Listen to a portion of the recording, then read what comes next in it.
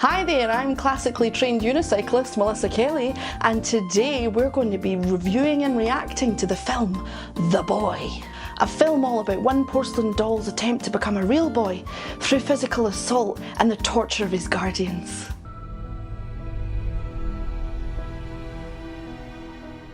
Hi there my dudes, hope you're well. Remember, if you want to watch this whole film with me reacting along to it, you can head over to my Patreon. Our story begins in the English countryside where our protagonist Greta, played by The Walking Dead's Lauren Cohen, has taken a high-paying job as a nanny watching a young boy called Brahms in a house that's totally normal, nothing weird to see here, regular family home, okay? Nothing weird.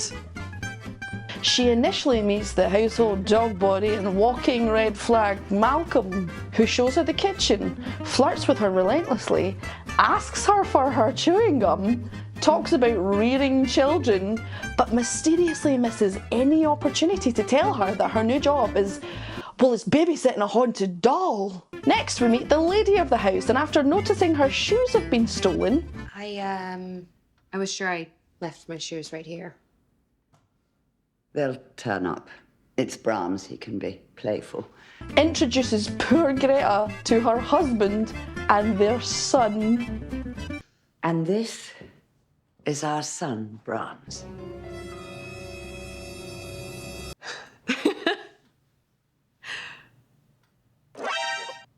I have so many questions. First of all, where did they even get this doll? Hi there, welcome to Toys R Us. What can I do for you today? Yes, hello, I'm looking for a doll. Well, we've got a lot of dolls here, big range. What kind are you looking for? The haunted kind. Sorry, the what? The haunted kind. With dead eyes. Oh. And a dark suit. And a dark suit. Oh, and a haircut like Matthew Broderick. For what purpose? To be our son. After a deeply uncomfortable few scenes where no one at all stops and just says, "It's a fucking doll, mate," the lady of the house shows Greta how to take care of Brahms. Music, Miss Evans. Of course, he likes it rather louder than I prefer, but...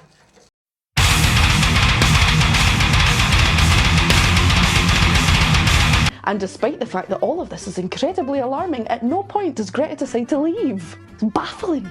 Not even when they make her sit down and have lunch with their haunted doll son. The fact that no one's went into this film and re-edited it to have Bram's voice included is a travesty against film. Holy fuck, is this wrong?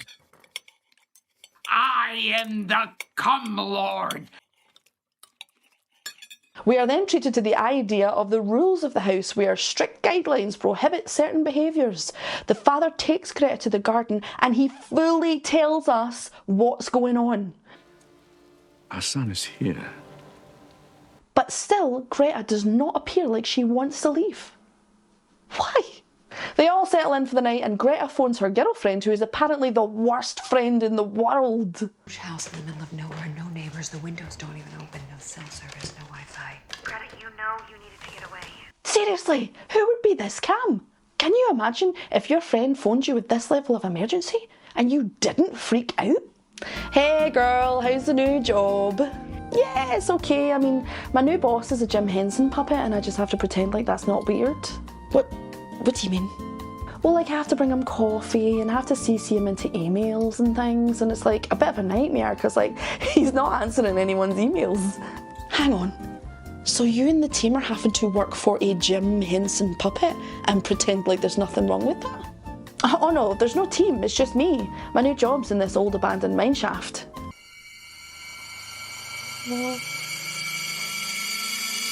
Okay! The next day, after being presented with a printed copy of the rules, the old parents of Brahms speedily head off for their holiday, behaving totally normal and not at all like she's about to be eaten by raptors. I'm so sorry.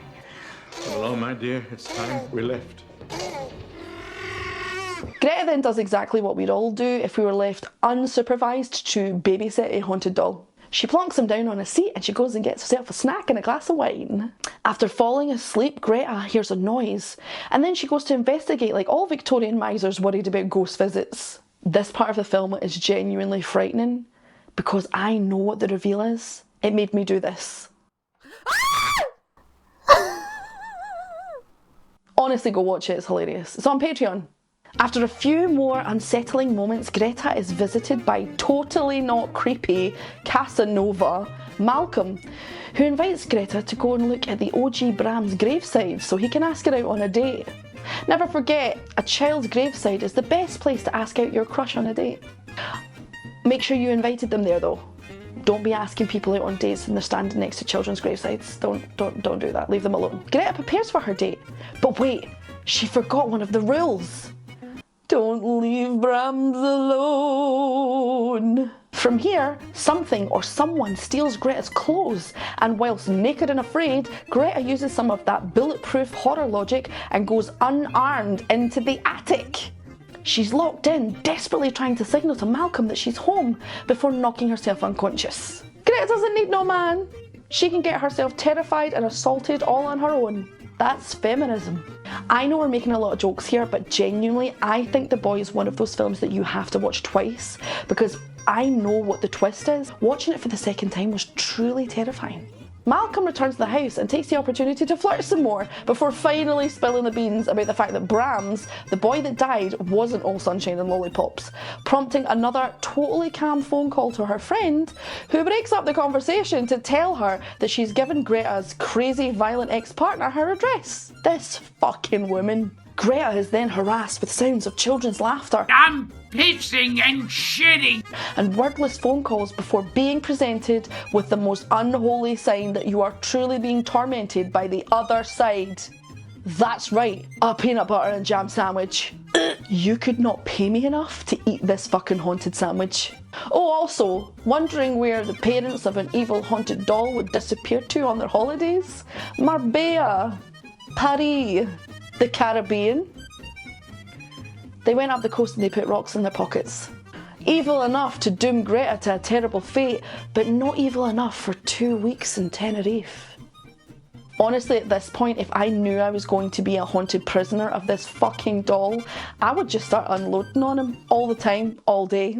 Yeah, so like, I know I had that sushi and we had that prawn cocktail yesterday and I did think it smelled funny, but it's every 20 minutes right now. Every 20 minutes, Niagara Falls.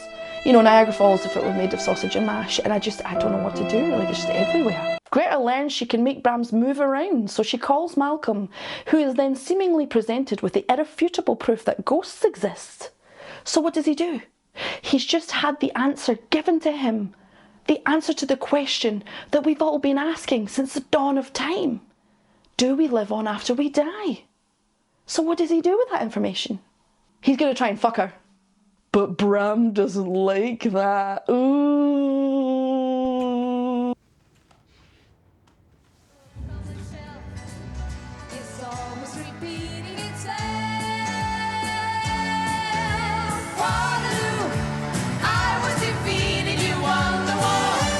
After being cock-blocked by a Cabbage Patch Kid, Malcolm decides to leave. But soon enters the abusive ex-partner, who is not nearly surprised enough that Greta's looking after a haunted doll, you know? He threatens Greta, and after a minor scuffle with Malcolm, who is definitely 2 heads shorter than him, the ex-partner does what we all would have done within the first 15 minutes of arriving at this house.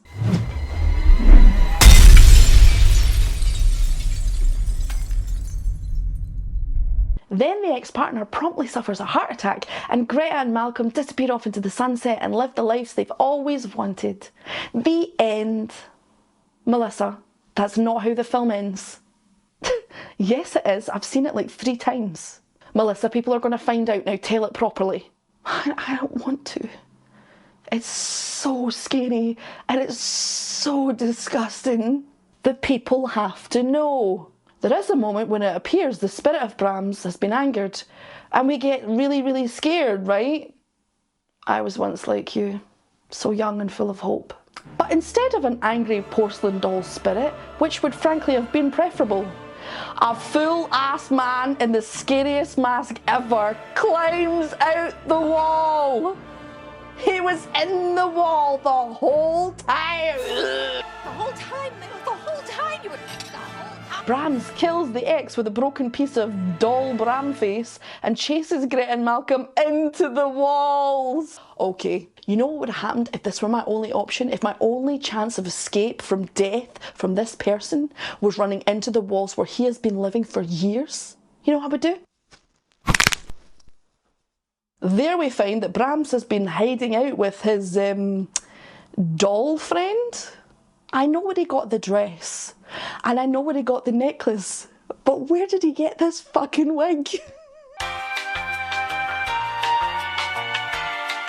Brahms injures Malcolm and Greta gets all the way to the front gate before she turns back. She pulls out the only weapon she's got left, a harsh tone. Then comes the worst scene in horror movie history. No kiss tonight, Brahms. It's your punishment. I'm sorry.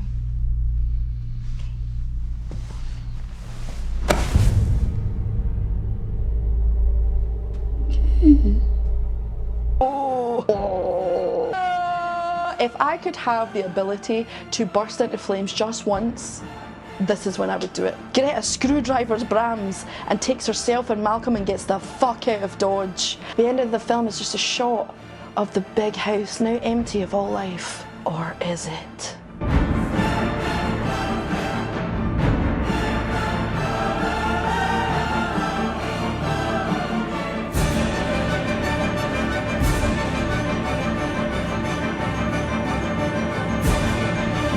Honestly guys, this film scared the living shit out of me, but the first time I watched it I did nothing but make fun of it until the twist happened, and then I tried to climb inside myself because I was too horrified. On second watch it was even more terrifying because I knew exactly what was going on. The Boy is severely underrated, it really is. Do go and give it a watch, avoid the sequel, it's complete dog shit. Catch you on the flip side, my dudes.